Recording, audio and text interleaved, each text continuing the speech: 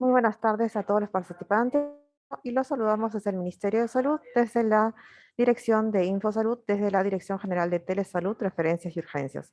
Bienvenidos a la telecapacitación, lesión de la médula espinal y sus complicaciones a cargo de la doctora Rosa Sotomayor. Ella es especialista en medicina física y rehabilitación del Instituto Nacional de Rehabilitación, doctora Diana Rebasa Flores, Amistad Perú-Japón, del Ministerio de Salud. Quisiéramos recordarles a todos los participantes que pueden hacer cualquier pregunta o duda a través de chat del Zoom, así como a través de nuestro canal de YouTube Telesalud Minsa Telecapacitaciones. Muy buenas tardes, doctora Rosa Sotomayor. La escuchamos atentamente. Adelante. Muchas gracias. Gracias por la presentación. Soy la doctora Rosa Sotomayor del Departamento de Investigación, Docencia y Rehabilitación Integral de Lesión Medular del Instituto Nacional de Rehabilitación Adriana Rebasa Flores, Amistad Perú-Japón. El día de hoy vamos a conversar sobre la lesión de la médula espinal y sus complicaciones. Vamos a pasar las diapositivas.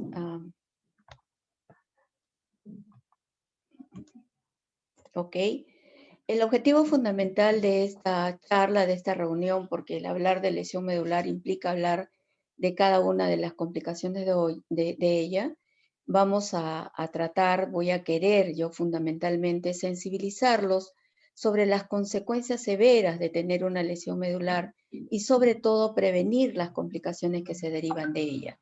Para eso voy a hablarles de la definición, de las diferentes etiologías que se dan de ella, la clasificación y la evaluación clínica que nos va a poder determinar un diagnóstico y un pronóstico adecuados y las complicaciones que se derivan de las mismas y hablarles un poco del tratamiento integral de rehabilitación. Para eso vamos a empezar con la definición y para ello necesito que fijen 4 aspectos importantes de reparos anatómicos que vamos a necesitar durante toda la charla.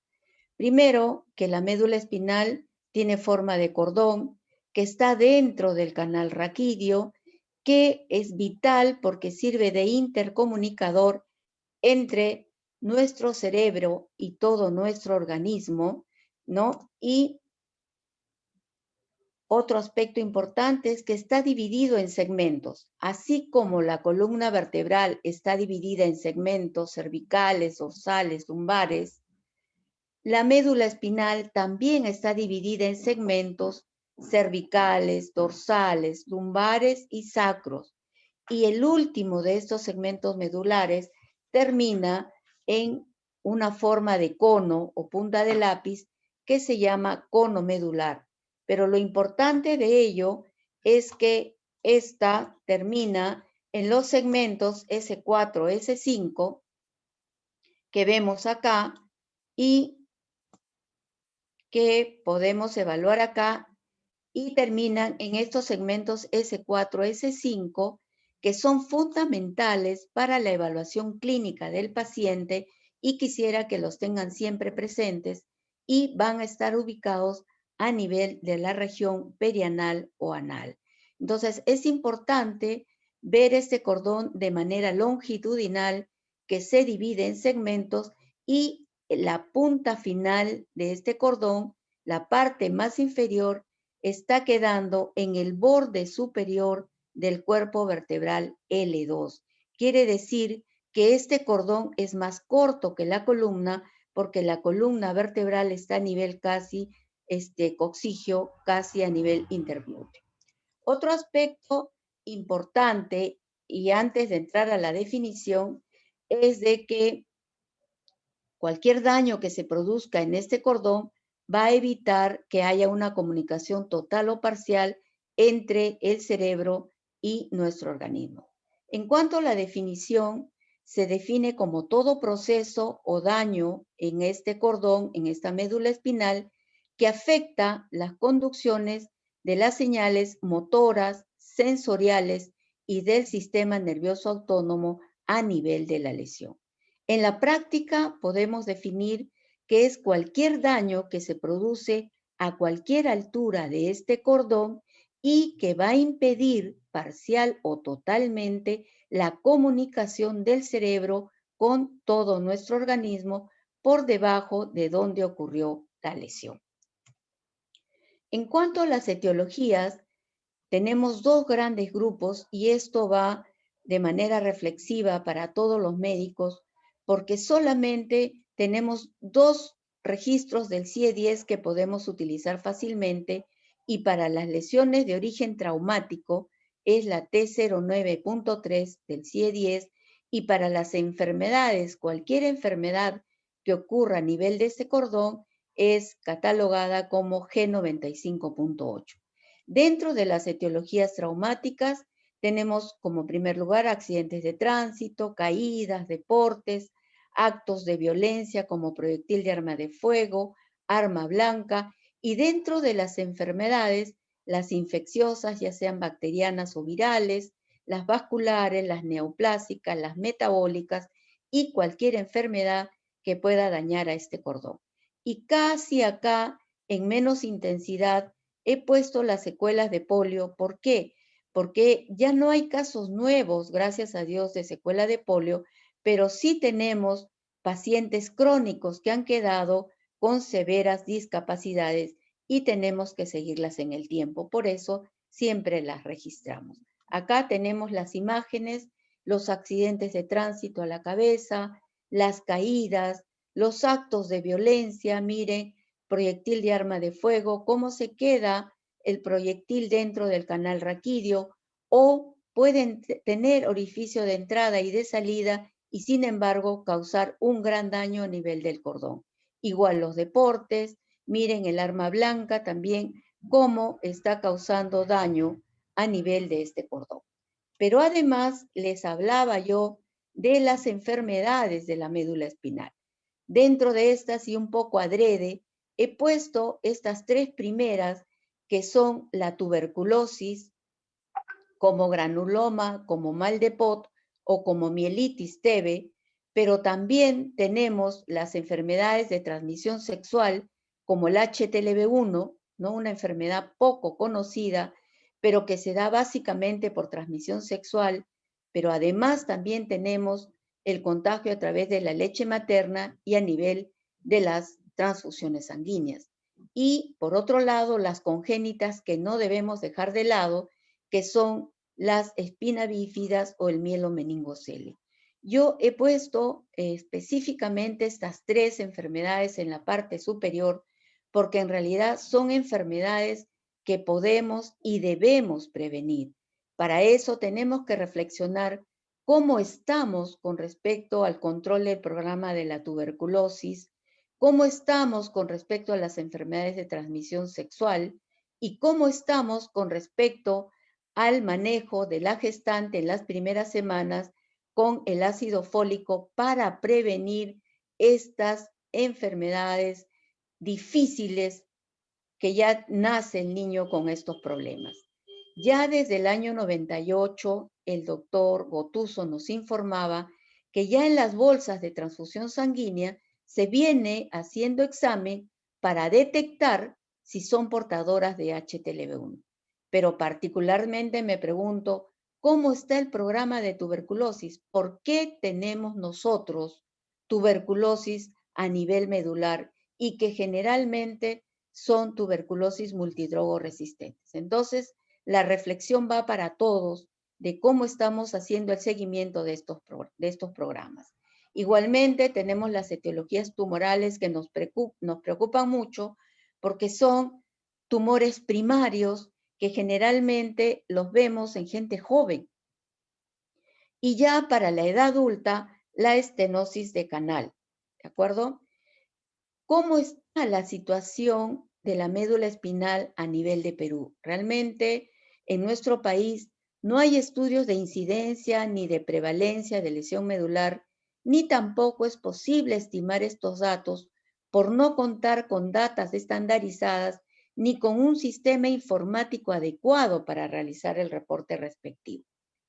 Solamente tenemos los datos que tenemos a nivel de nuestro departamento y que sí tenemos nosotros la obligación de reportarlo y se hizo un estudio entre el 2012 y el 2018 y se encontró que aproximadamente habíamos atendido 1.800 pacientes nuevos en la consulta externa y que por año estábamos atendiendo casi 260 pacientes nuevos. Y en el periodo del 2012 al 2018, miren ustedes, el 45% de estos pacientes atendidos correspondían a lesiones traumáticas y el 43% a las lesiones no traumáticas o enfermedades de la médula espinal y un 8% a las secuelas de polio. Pero ¿qué nos llamó la atención? ¿Qué nos hizo volver a revisar en esa época con la doctora Lisetti todos estos registros que se habían encontrado? Porque la diferencia entre las lesiones traumáticas y las enfermedades de la médula espinal solo distaban en un 2%. Y entonces nos preguntamos, ¿qué cosa está pasando? ¿Será que estas enfermedades están en ascenso o será que no nos están derivando las lesiones de la médula espinal para un tratamiento integral en nuestra institución? Por supuesto que si es que las están atendiendo en su hospital de origen, en buena hora, porque todo hospital tiene un médico rehabilitador y cuenta por lo menos con terapia física y terapia ocupacional para dar la atención desde un inicio. Pero yo no creo, me resulta muy difícil creer que en nuestro país no existan accidentes de tránsito diario, que no existan actos de violencia que cada vez son más evidentes. Y entonces, ¿qué está pasando con estos pacientes con lesiones traumáticas? Al igual, la reflexión con las enfermedades de la médula espinal que encontramos entre el 2014 y el 2018, miren ustedes, un 25% correspondía a causas infecciosas y de ellas era HTLV1 y tuberculosis. Y el 20% eran causas congénitas y dentro de ellas la espina bífida. Y por eso es que adrede les puse las 3 imágenes en la parte superior, porque en realidad son enfermedades que podemos controlar, que podemos prevenir. Y miren ustedes, un 13% eran degenerativas y un 13% neoplásicas. Si nosotros evaluamos a nivel internacional, en julio tuvimos nosotros un simposio regional a cargo de la ISCOS, de la Sociedad Internacional, y se hizo a nivel regional Latinoamérica, de los países latinoamericanos y del Caribe, y el doctor Peter New, que se dedica específicamente a estas enfermedades de la médula espinal, ya nos adelantó el informe de que estas enfermedades de la médula espinal iban cada vez en ascenso. Pero lo más preocupante que veía él y que ya había sido reportado por la OMS era de que de estas enfermedades la tuberculosis estaba a la cabeza. Entonces, todo esto nos debe llamar a la reflexión para saber cómo estamos nosotros con estas enfermedades que pueden ser prevenibles. Es cierto que no deja de haber diferencia entre las lesiones traumáticas y las enfermedades de la médula espinal o causas no traumáticas. Y entonces tendríamos que evaluar nosotros qué estamos haciendo con las lesiones traumáticas, cómo debemos proceder, cómo deberíamos hacer para evitar menos daño en este cordón. Y vamos a revisar que cuando tenemos las lesiones traumáticas se dan 2 tipos de lesión, la lesión primaria y la lesión secundaria. Y la lesión primaria está denominada como aquella que se produce en el mismo acto del accidente, en el mismo momento en que se produce el accidente de tránsito, la caída, el deporte, el impacto de bala, el arma blanca, y lamentablemente es de carácter irreversible y no hay un tratamiento farmacológico conocido hasta la actualidad. Y está descrita como una lesión compresiva, contusiva. ¿Por qué? porque al dañar la columna vertebral, al dañar la vértebra, esta produce una suerte de compresión en ese cordón que lo va a dañar durante todo el tiempo que esté comprimiéndolo, porque la vértebra se desplaza con todos los componentes estructurales de la columna, llámese disco intervertebral, llámense ligamentos, y que va a durar en el tiempo.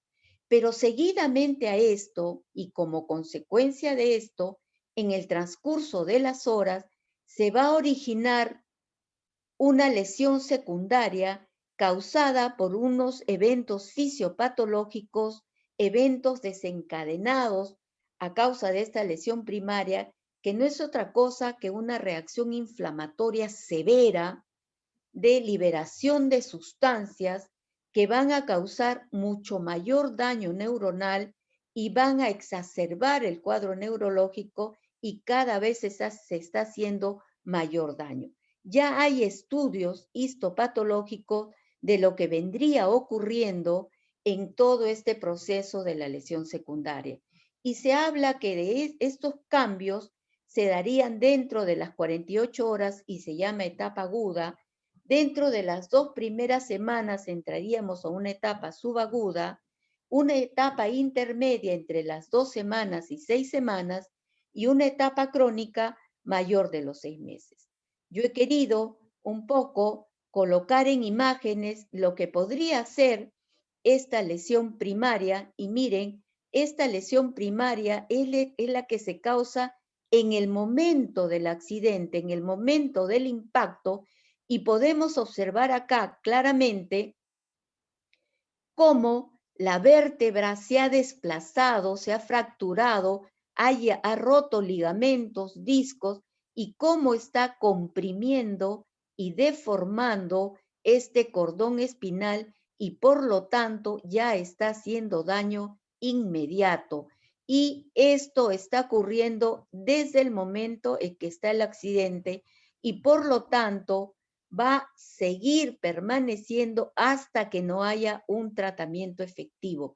Entonces, debe darse el tratamiento lo antes posible, pero por un personal calificado para hacerlo, que sepa cómo colocar al paciente, cómo fijarlo en una tabla rígida y cómo vemos el personal acá que ya está fijando la columna cervical porque ellos saben que ante cualquier trauma severo debemos pensar que potencialmente hay una lesión del cordón porque esta vértebra ya se dañó, ya se comprometió y va a originar y va a hacer daño. Por lo tanto, el traslado es muy importante que se haga en forma adecuada y por personal especializado.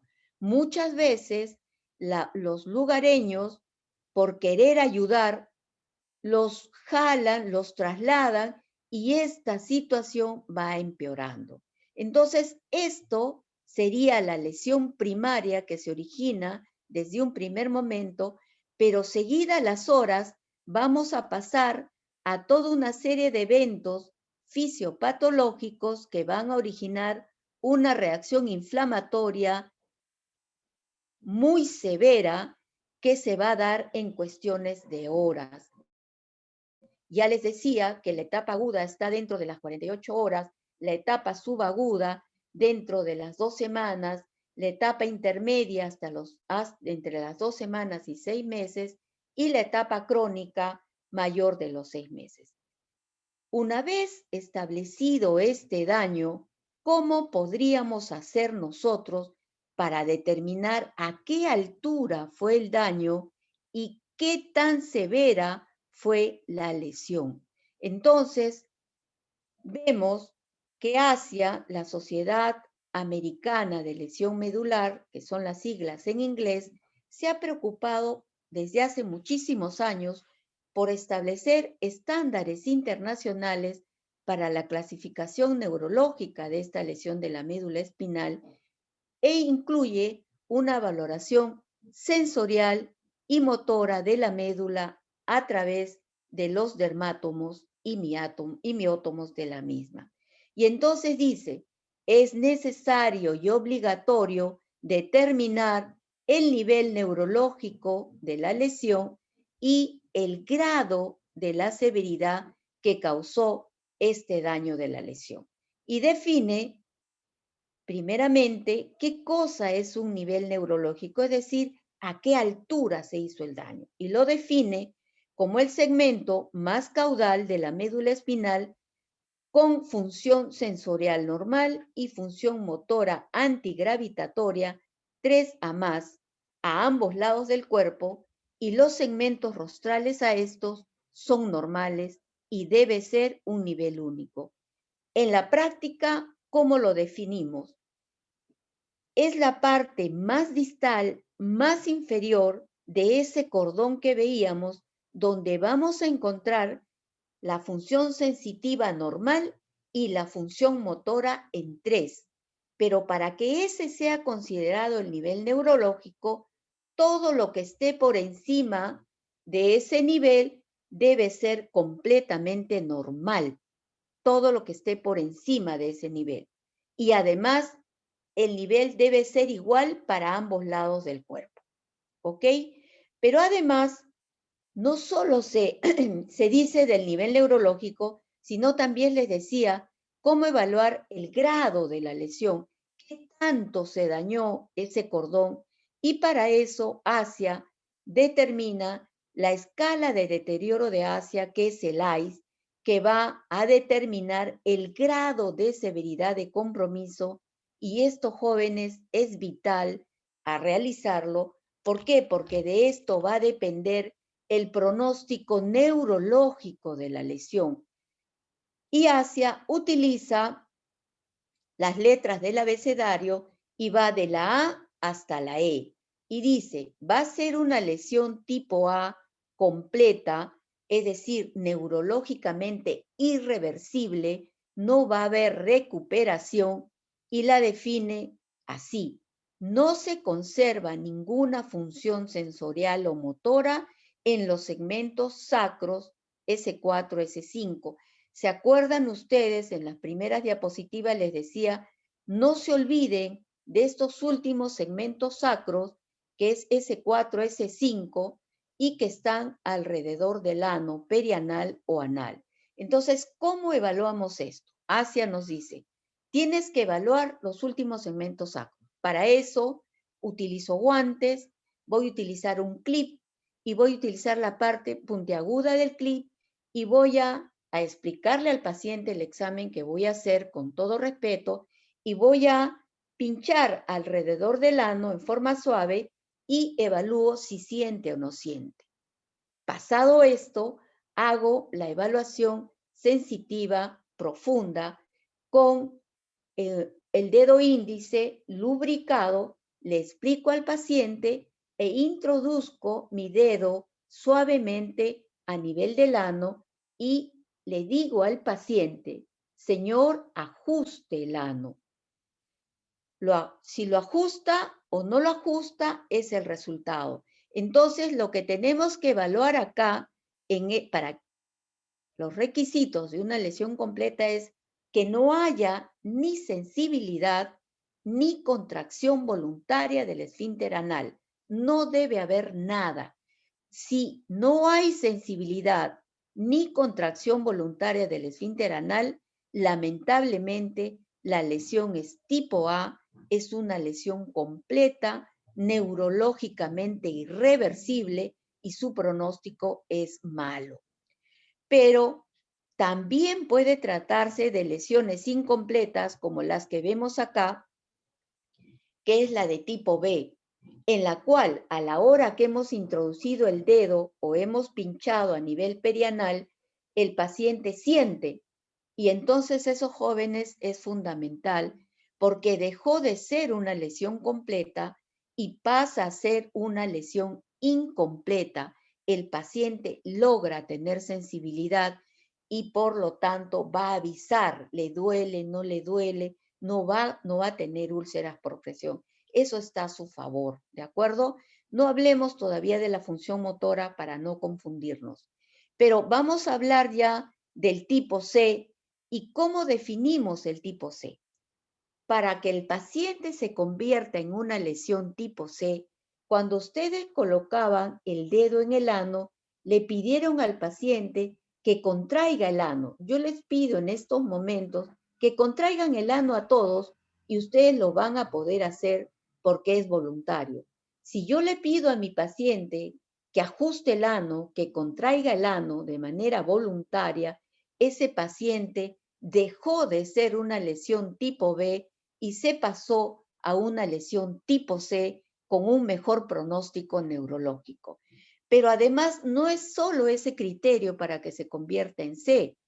Un B también puede pasar a C y lo que tenemos que hacer es evaluar si además de la sensibilidad que encontramos a nivel anal, el paciente tiene movimiento voluntario distalmente a ese nivel neurológico que encontramos y decimos, ¿tiene movimiento voluntario? Perfecto.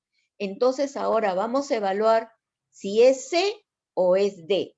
Y con esto quiero decirles que la diferencia entre C y D es solamente los movimientos voluntarios, si son funcionales o no son funcionales. Entonces, si yo encuentro que hay movimientos voluntarios en mi paciente y veo que menos del 50% de esos movimientos voluntarios que tiene son mayor o igual a 3, es una lesión tipo C. ¿De acuerdo? Pero si yo encuentro que al menos la mitad de esos músculos que he evaluado tienen una valoración de 3 o más, ya es una lesión tipo D. En la práctica, jóvenes, para ver si es C o D, evaluamos los movimientos voluntarios. Si los movimientos voluntarios en su mayoría no son funcionales, queda como C. Pero si al menos el 50% de esos movimientos voluntarios son funcionales, es decir, vencen gravedad, pasa a ser una lesión tipo D. Y la E es una recuperación total, solamente queda un antecedente de que tuvo una lesión a nivel del cordón espinal. Entonces, es vital que nosotros podamos evaluar estos últimos segmentos sacros, porque de eso va a depender que yo pueda decir si esta lesión medular va a ser recuperable o no.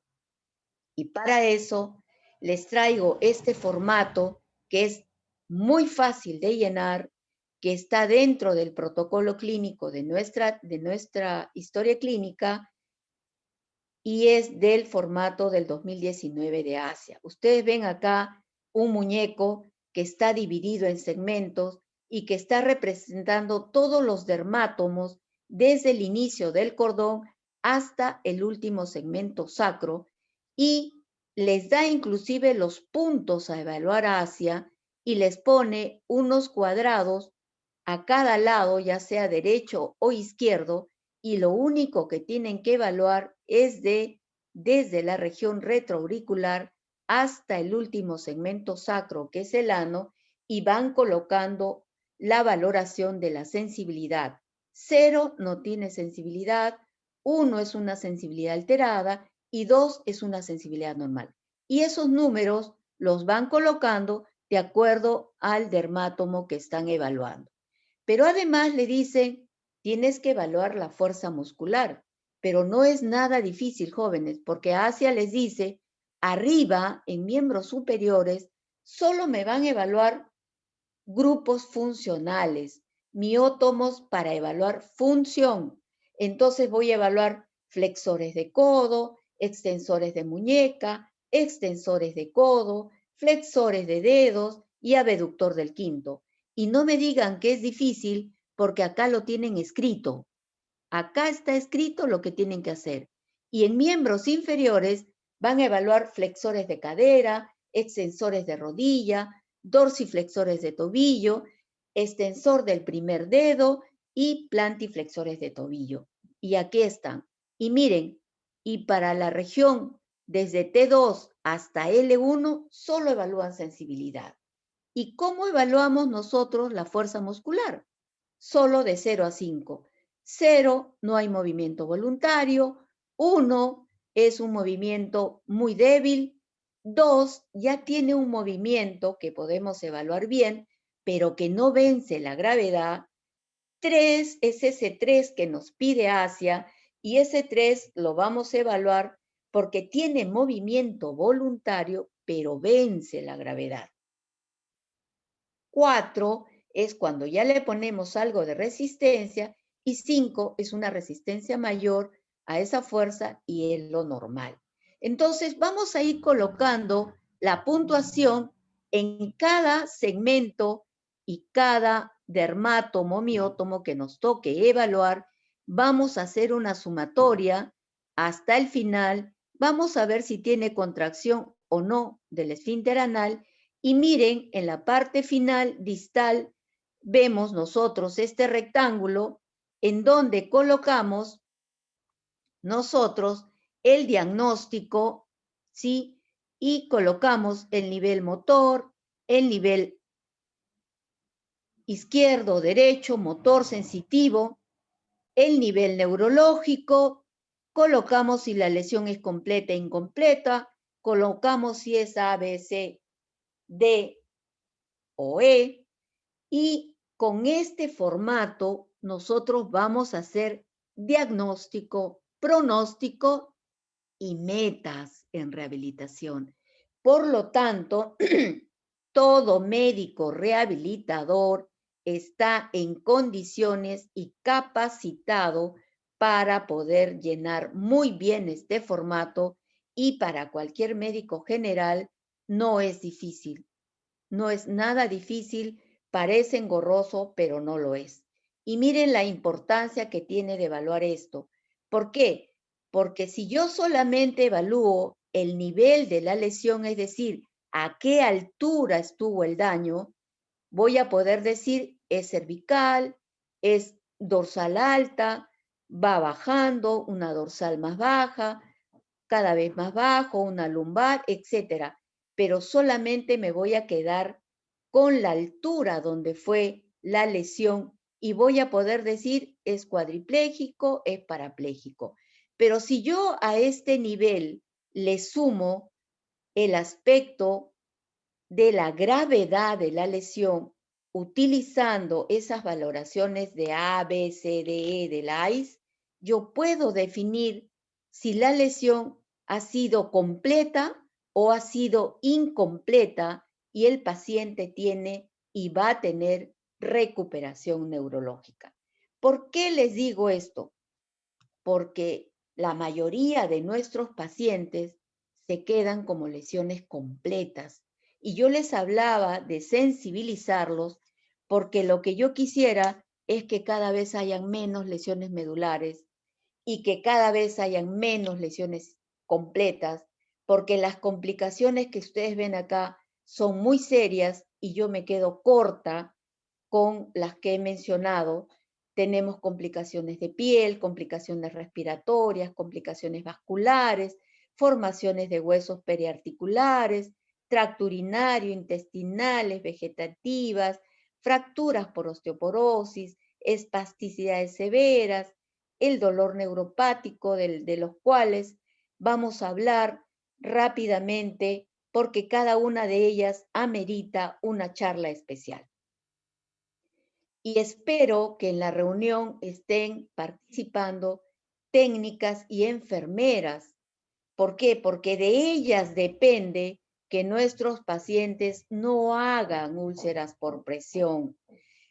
Tienen que saber que en los diferentes decúbitos hay prominencias óseas que tenemos que proteger, que tienen que tener descargas, ya sea en el decúbito lateral, en el decúbito prono, en el decúbito supino, o cuando el paciente ya esté en silla de ruedas, evaluar la región isquiática, porque son zonas frecuentes de úlcera por presión, al igual que talones.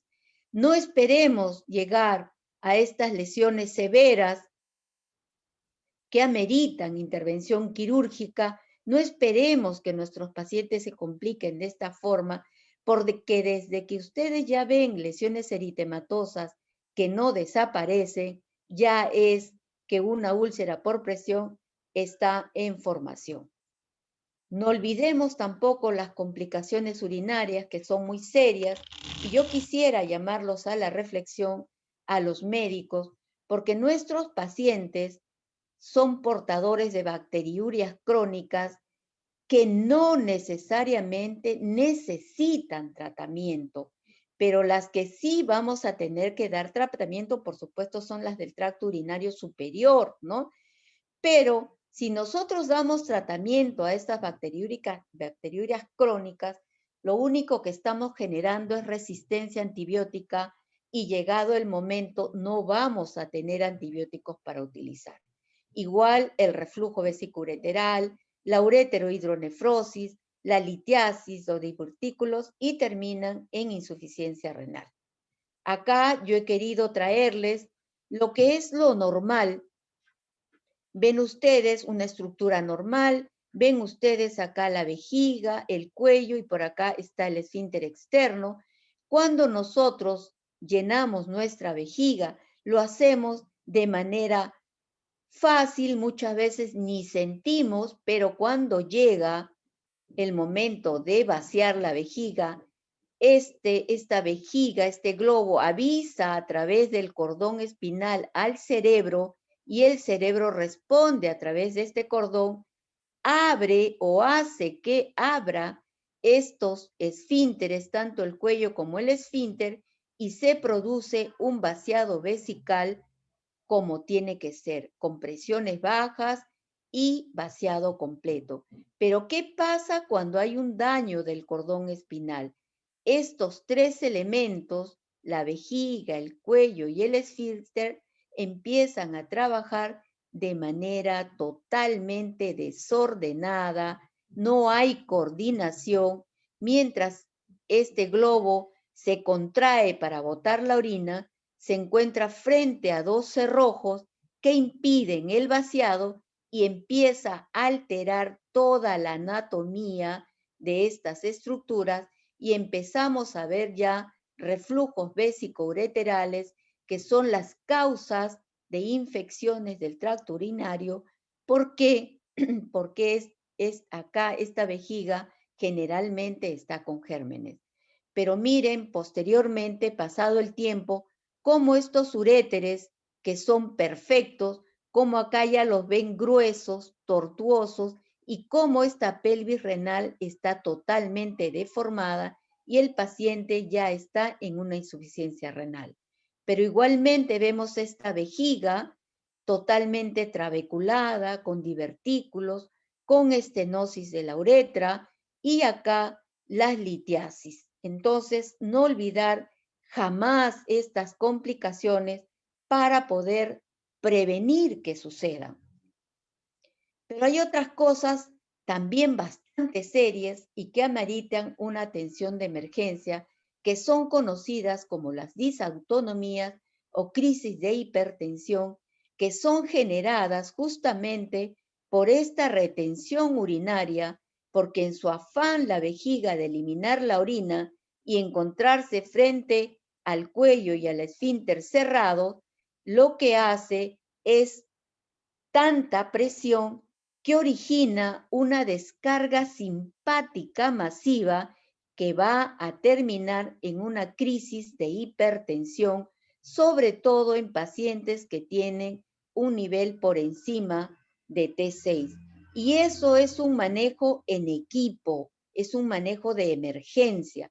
Mientras la técnica de enfermería está sentando al paciente progresivamente, la enfermera está controlando signos vitales, el médico tiene que estar buscando la causa que está desencadenando esta crisis hipertensiva. Y en ese primer momento tendremos que sentar al paciente porque vamos a producir un secuestro vascular en miembros inferiores y un secuestro esplácnico para evitar que haya mayor retorno hacia arriba y evitar mayores complicaciones, que son muchas veces muy severas.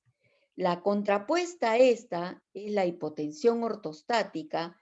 No nos olvidemos que los pacientes están echados por mucho tiempo y cuando los queremos sentar, se va a producir un secuestro vascular en miembros inferiores y un secuestro esplácnico.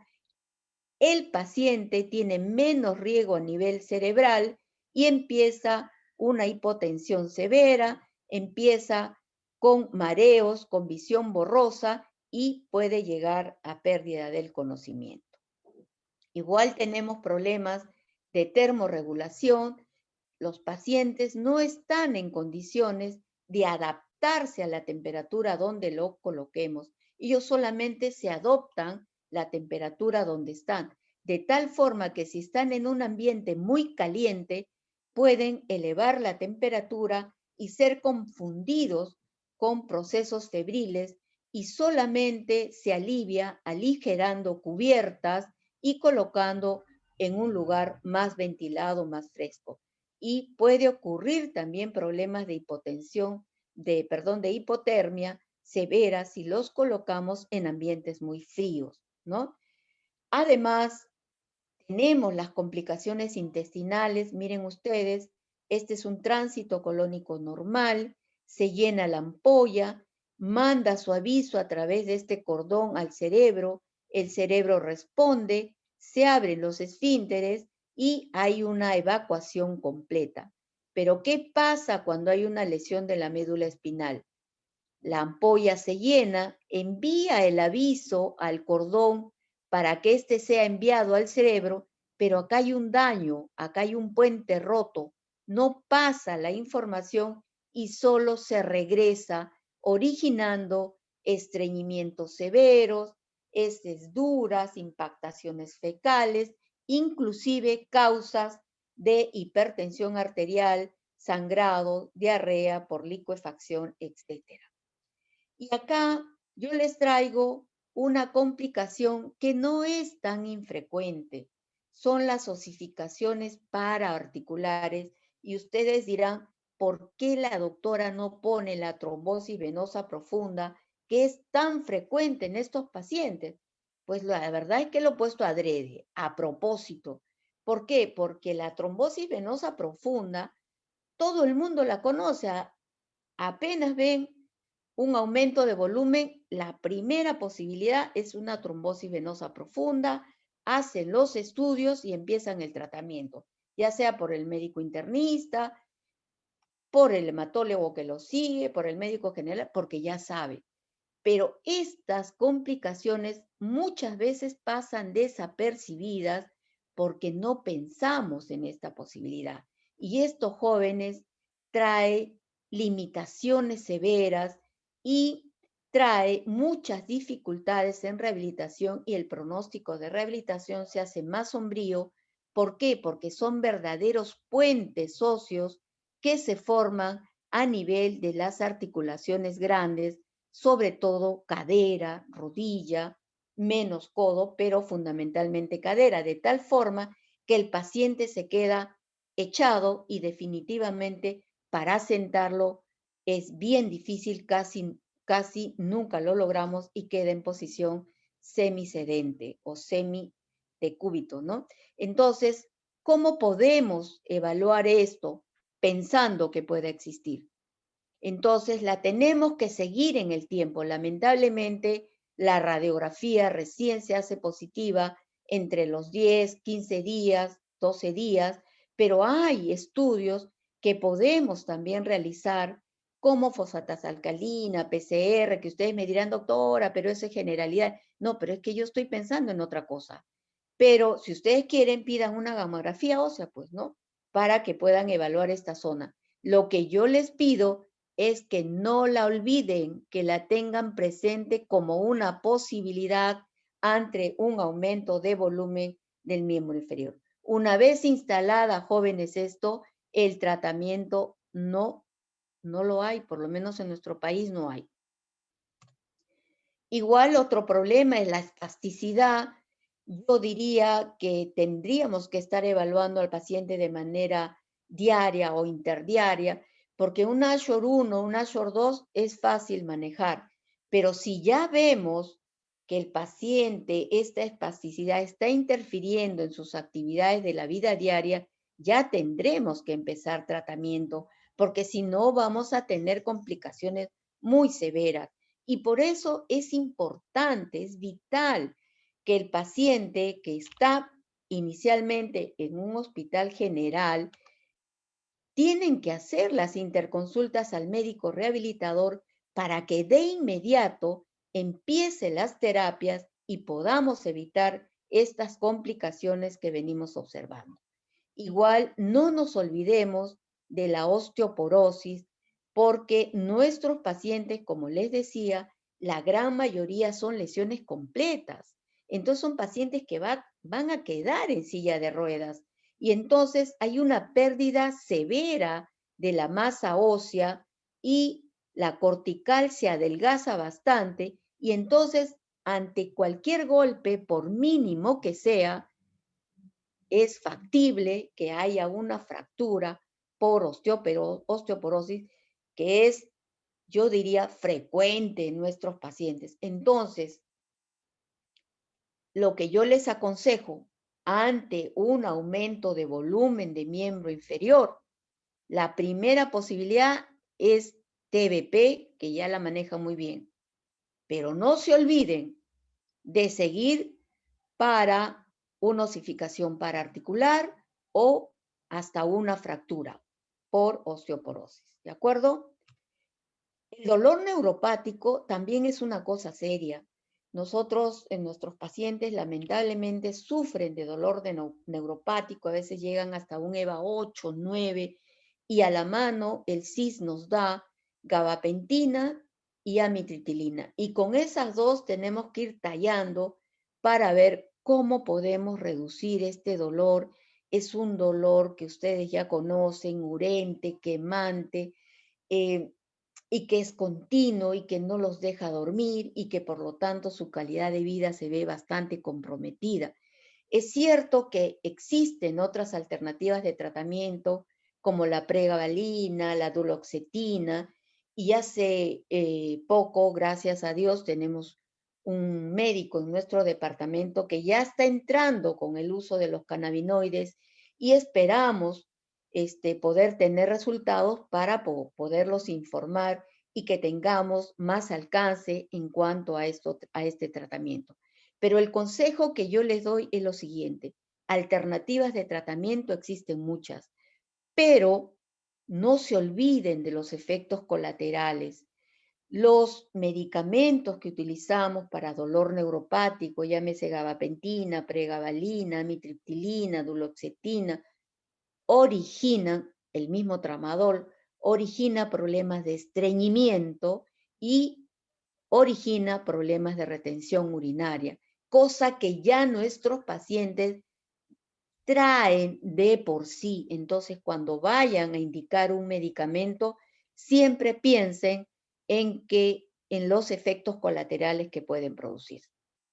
Igual les digo, nunca se olviden del aspecto sexual, sobre todo en el varón, porque ellos cursan con disfunción sexual eréctil y disfunción eyaculatoria que los va a llevar a problemas de fertilidad.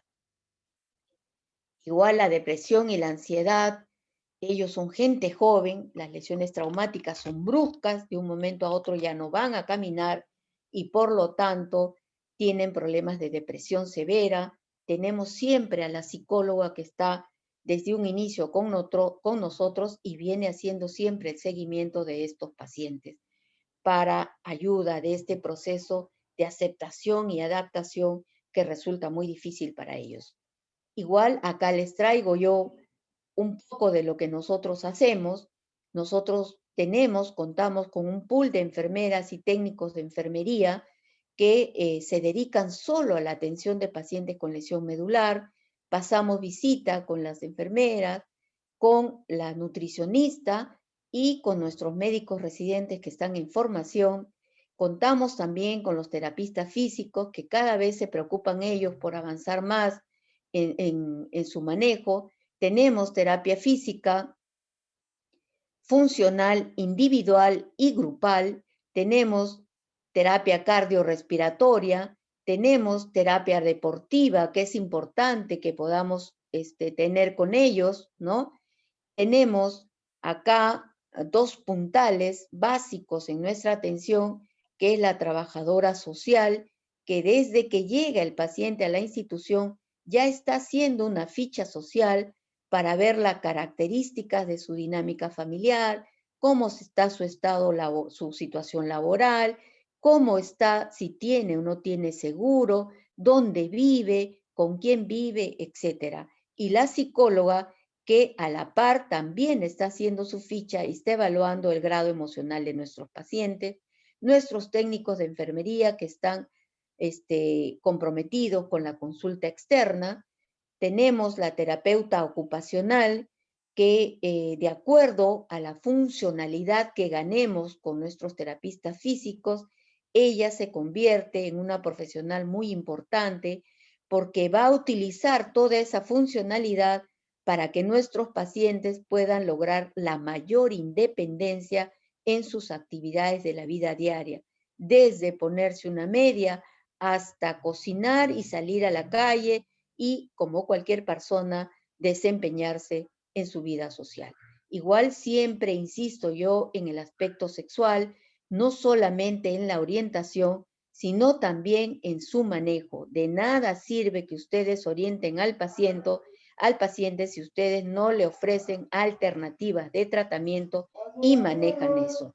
Igual contamos nosotros con talleres donde hay profesores. Es cierto que nosotros no pensamos en hacer una reinserción laboral con estos talleres, pero sí lo que generamos es retomar los hábitos laborales, retomar la asistencia, la puntualidad, el cumplimiento de sus tareas.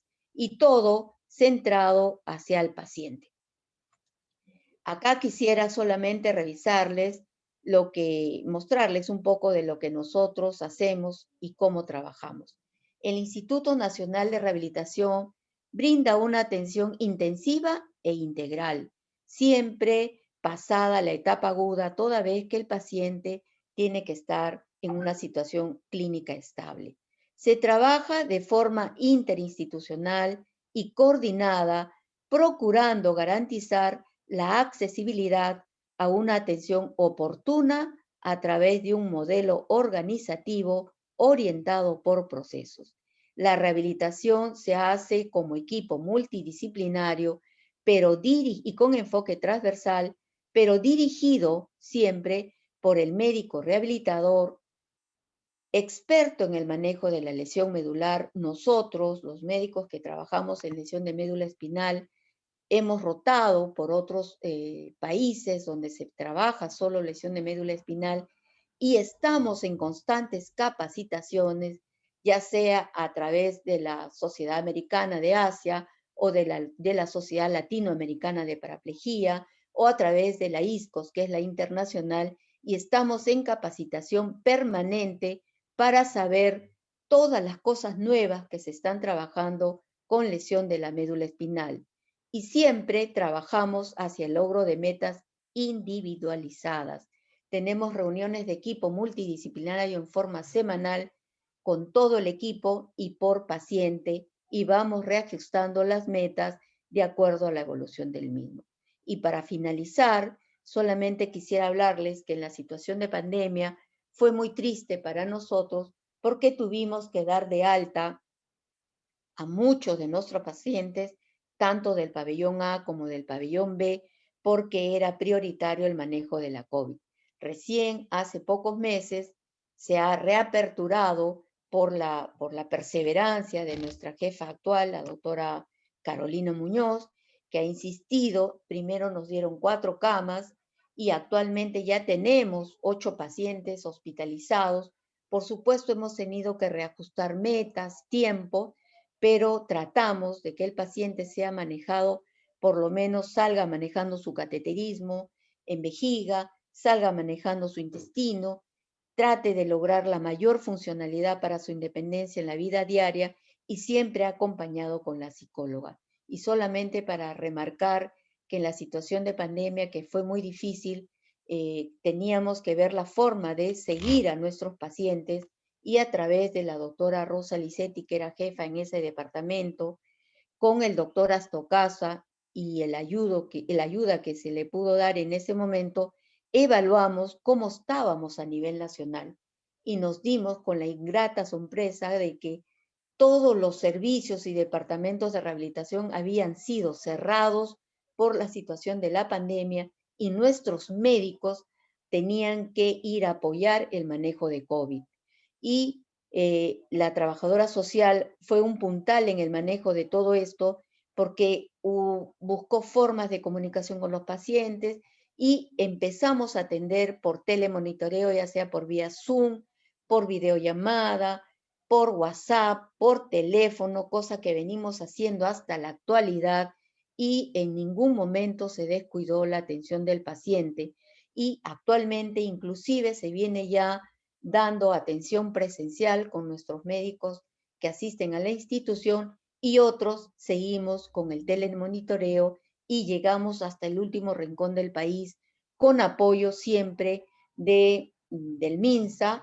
A través de la DIRIS nosotros dejamos los medicamentos lo más cercano a su domicilio del paciente y a través de la DIRESA, de la Dirección Regional, también se les lleva hasta su posta médica para que ellos lo puedan recoger y eso es muy bueno y ojalá que lo podamos seguir haciendo porque así podemos evaluar cómo van en el tiempo y cómo siguen, si hay complicaciones o no.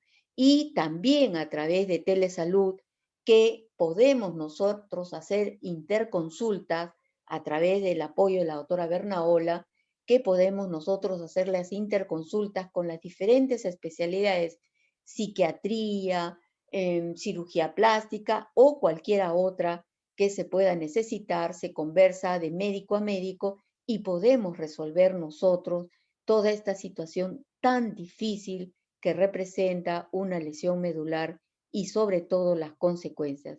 Yo le doy las gracias primero a Dios porque a pesar de que fue muy difícil la pandemia, tuvimos muchas pérdidas en nuestra institución, muy dolorosas, muchos de nosotros estuvimos contagiados, pero nuestros pacientes nunca dejaron de ser atendidos.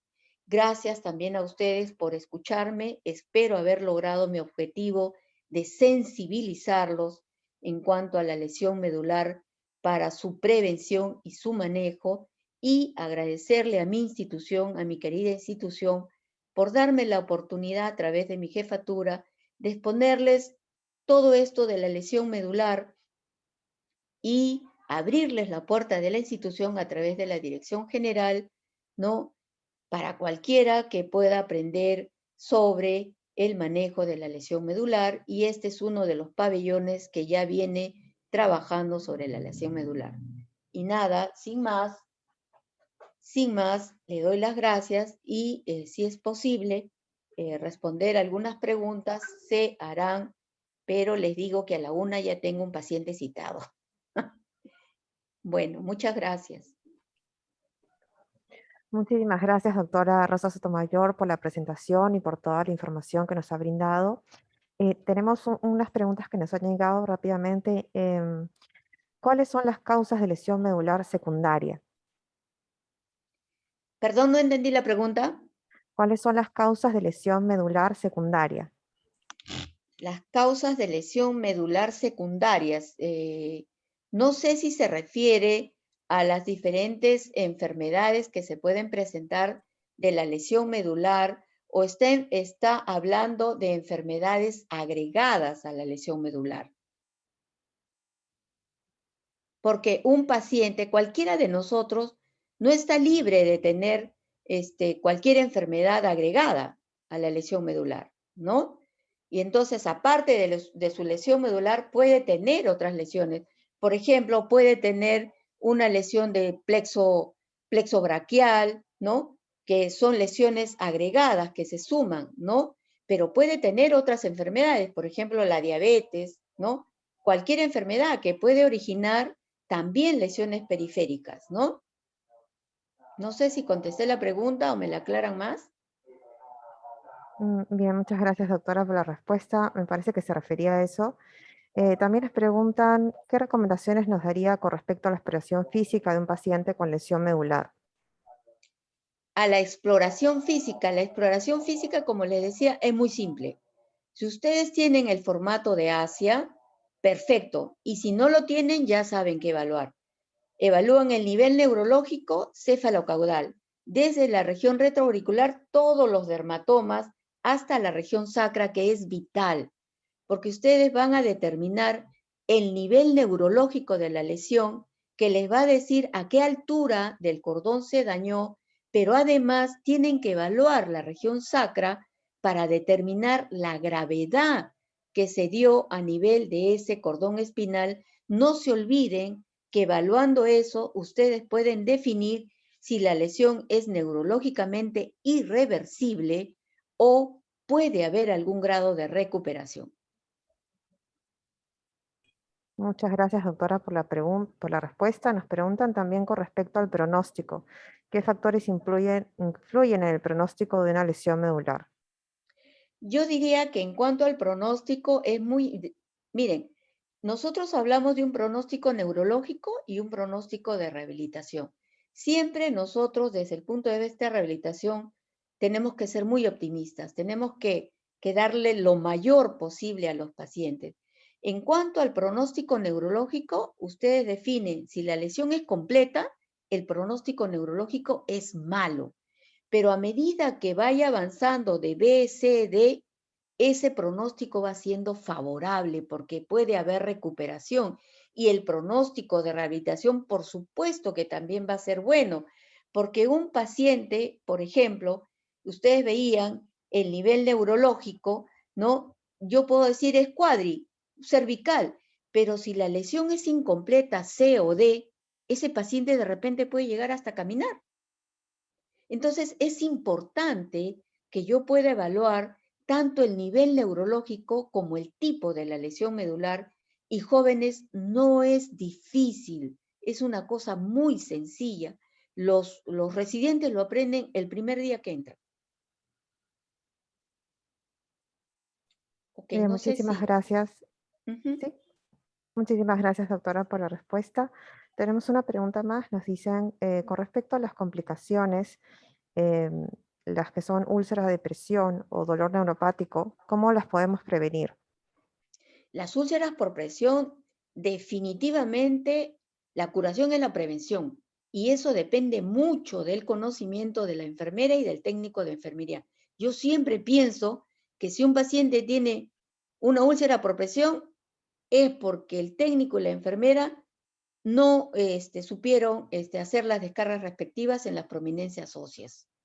Y en cuanto al dolor neuropático, el dolor neuropático va a estar, es parte de las complicaciones de las lesiones y tenemos que empezar a tallarlo desde que el paciente empieza a hablarnos de una lesión que yo, doctor, tengo una lesión tipo hormigueo, me quema, es urente, lo tengo casi todo el día, pero fundamentalmente se presenta cuando el paciente está en reposo o cuando está durmiendo y tenemos que empezar a manejarlo. Y yo lo que les aconsejaría también, si es que no hay un dolor mixto, porque muchas veces se complica con un miofacial o cualquier otro problema que también se puede resolver fácilmente con un procedimiento, ¿no? Pero tenemos que tratar de mejorar la calidad de vida.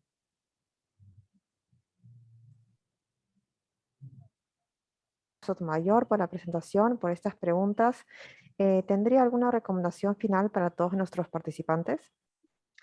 Sí, yo creo que si nosotros nos preocupamos más de poder reportar uno a nivel nacional, solamente esos dos códigos jóvenes, T09.3 para las traumáticas y G95.8 para cualquier enfermedad de la médula espinal, tendríamos datos a nivel nacional.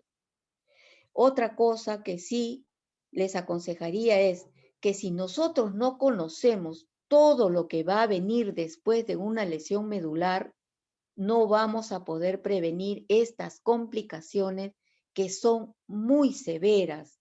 Y entonces habrá que trabajar desde la prevención de las causas, ya sean traumáticas o de enfermedades, que ya les he dicho cuáles son, y también prevenir las complicaciones cuando ya está generada la lesión medular. Yo creo que les diría esas tres cosas.